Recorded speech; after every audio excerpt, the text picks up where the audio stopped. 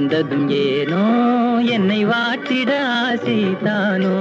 பல கோடி மலர் அழகை மூடி வைத்து மனதை கொள்ளையடிப்பதும் ஏனோ வாடிக்கை மறந்ததும் ஏனோ வாடிக்கை மறந்திடுவேனோ